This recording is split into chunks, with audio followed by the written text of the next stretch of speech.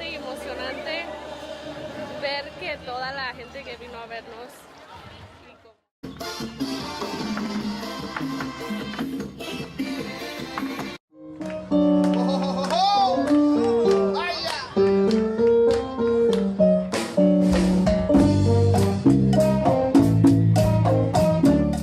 Like it's booming, and there's still plenty of construction going on, and I'm proud to be part of that. I went to school here, and we all played here. I have friends that are here that played here with their own bands and all that. So it brings back great memories, and it's just like to say happy birthday.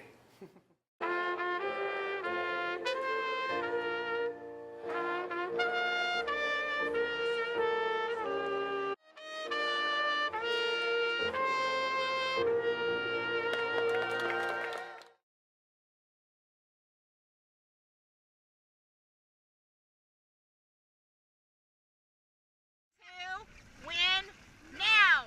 Power! Reach! 1, 2, 1! I got into the dragon boating when I used to work at SCRS because we're an agency that helps people with disabilities, and Blind Start of America is the agency that helps blind individuals. So when I was working, I met Brian Tom, who is the CEO and founder.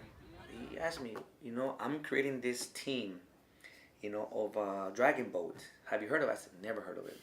I had no idea what it was. Like, what is it? I heard boat, so I'm okay. Is it rowing? Similar, but it's not. You actually paddle, and you paddle, like, huh? See, I don't know. I never done it before. I mean, so I was, okay. You want to come? And yeah, I'll go. Okay, good morning, Blind Start. Good morning. Oh, you're right about here. I need you way up here. This is Friends and Family Day. Let's try that again. Good morning, Blind Start. Good morning. Yes, so Blind Start of America, better known as Blind Start, started about 7 years ago. And so our theme and our message is helping the blind cross finish lines. Yeah, Joel's the best. And I know that he is pursuing his new career, finishing up at Cerritos College, and then he'll be on a direct path, I believe, to work with the Department of Rehabilitation to actually serve and give back to the disabled community. We need the community's help because we are representing the USA at the World Championships of Dragon Boat Racing. All the paddlers in our team, they have a heart that they really want to be out there, and we might not see the finish line, but we visualize it. We don't need to see the finish line is out there. We just cross finish lines. For those that have disabilities, whether it's visual, mental, physical, anything it is, don't let that put you down. Don't let that keep you from doing what you want to do. And from those that don't have a disability and have people with disabilities that they know, family members, don't put obstacles in front of them, because that's just making it worse. You're just making that person more disabled than what they already are. It's going to be hard, very hard, take it from me. We might fall, but we're going to get up because that's what I want to do. That's my passion, and I'm not stopping. And I'm gonna go to Australia and bring that medal. I don't care what place it is. We are bringing a medal back. 1, 2, 3! Blind Start! USA! This is the University Union. It is the center, basically the center of campus.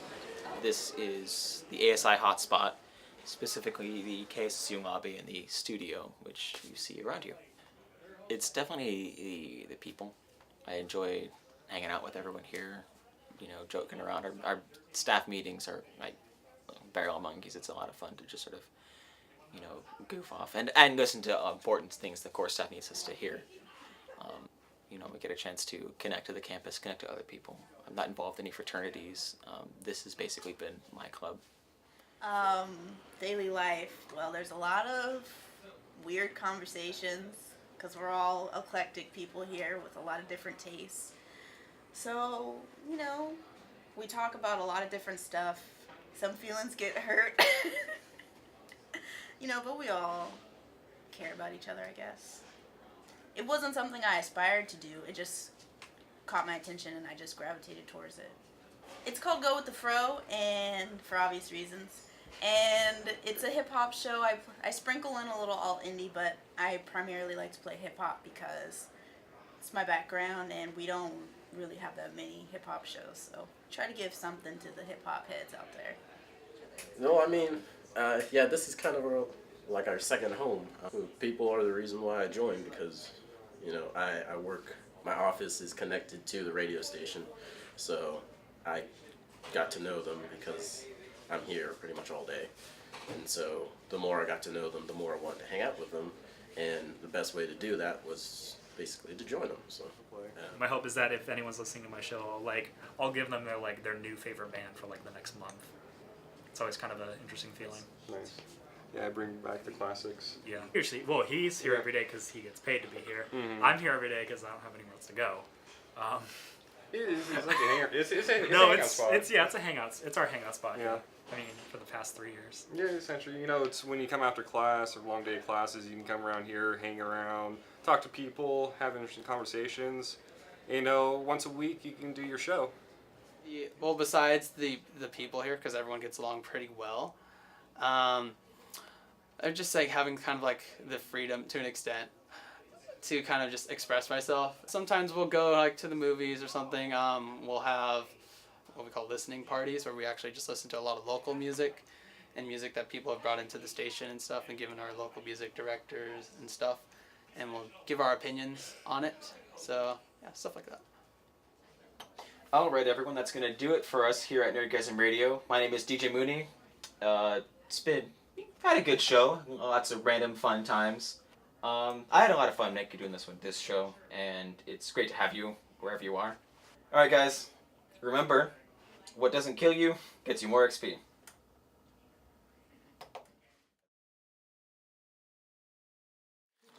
Everyone should do the bad. combo. That looks gross. Is it recording already? Yeah.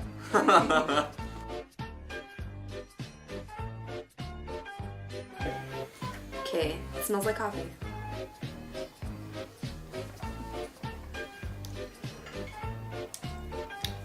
It tastes like maybe cinnamony. I like it. Oh, this tastes like that stomach medicine they used to give you. That's super sweet. Pepto-Bismol. It tastes like medicine. It's really sweet and chalky. I don't like it. It is, but it tastes like a cinnamon toast crunch, but with coffee. That's what it is. I don't really like it.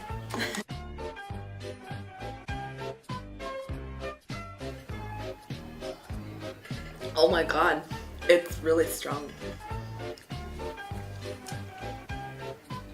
Oh, it's not bad. It's chocolatey. I like it.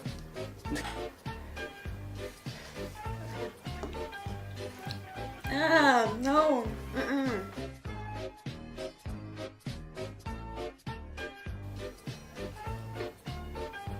Ew. It is. It's lemony. I knew it. But it's weird because it's milky. I don't like it.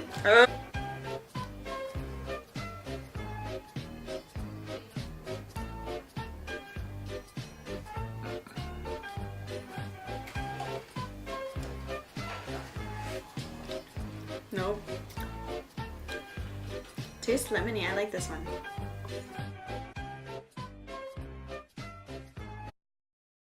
German chocolate cake.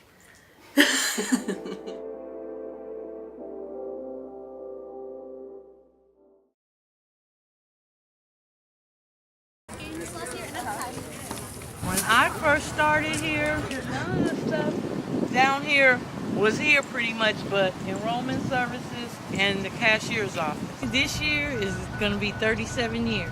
I work in enrollment services. I'm a upper division transfer evaluator, so I might have been the one who admitted you.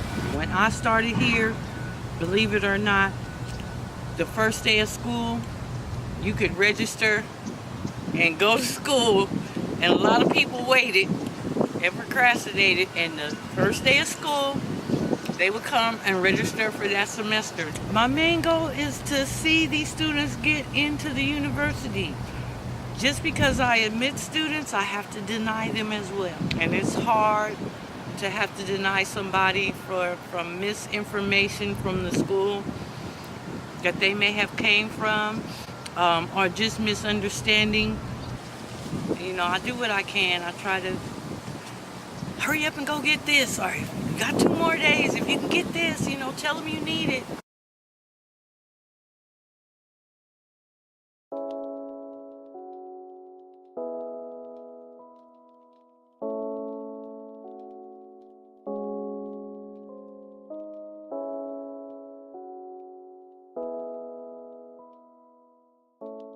Project Rebound is a re-entry program that helps facilitate formerly incarcerated individuals in entering into higher education post-prison.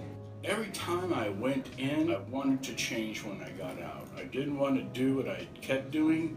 I wanted to do something different. What I discovered was that people came out of the woodwork to support me, to encourage me, to motivate me, all of those things. So I first and foremost see Project Rebound as a program to help get individuals into higher education and then kind of, you know, support them along the way.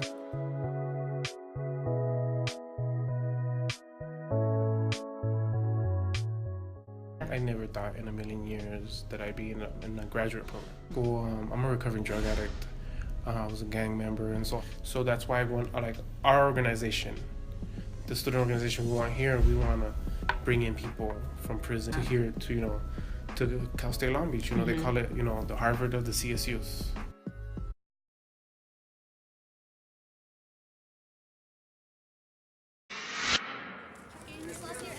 It still feels a little weird sometimes being called like delirious out on the street if I get noticed at events or something. Daniel's such a common name that people would just be like, oh, do you know Daniel? And then they'd be like, oh, which Daniel? Oh, Daniel Vasquez. And people wouldn't know me by my last name, so they would just be like, oh, it's Delirious. But when it comes to like mixing and even producing, I really just try and think back to like really old reggaetons and then really kind of try and portray like my own culture within my sets. I think that's my favorite part, especially since I wear the poncho as well. Yeah, I actually have a sister who is the Dean of Admissions, or UCR now, and she actually studied psychology at Long Beach as well. So she was always like, the psychology program in Long Beach is ridiculously good. So that definitely drove me to Long Beach after I came back from Connecticut. It's kind of rough, but I went there to play volleyball. It was a Division I school, and it was a great experience, but I had to come back home. There's not a lot to do in Connecticut, unfortunately, so I would just always be in my room DJing.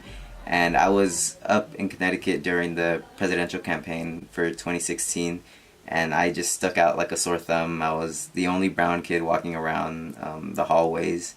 Coming from an immigrant family in general, they sacrifice so much for you to come to this country, and then you just want to make them as proud as possible by finishing up school. I have been recognized at school, and it was really weird. I was just sitting down in the hallway, and some girl walked by me, and like she did a double take, and then she came and asked me if I was this person because she had just saw me last week on stage.